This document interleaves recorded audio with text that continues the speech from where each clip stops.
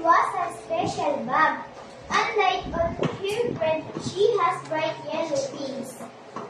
Everyone loved her yellow wings.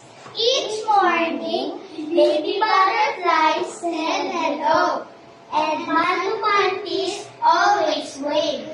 Even Susesa, the salty spider, was happy to see her. At school, she made lots of friends.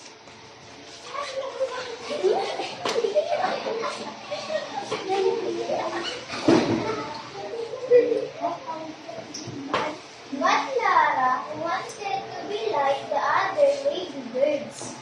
I wish I had witnessed like you, Mama. So one day, Lara's mother painted her wings bright red. The next morning, nobody greeted Lara on her way to school. And when she got there, one of her friends said hello. Lara's not all alone.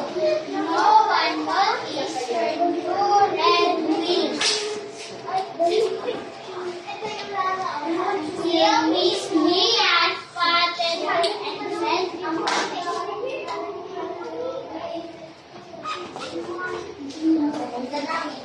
Lara's classmates were young. You are so unique, so rare.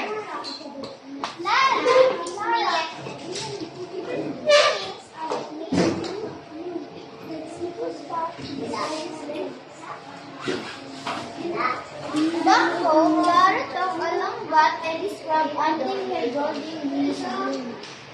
I'll never paint my wings again, except maybe once or twice, to try a bit of purple or something else, but not forever and just for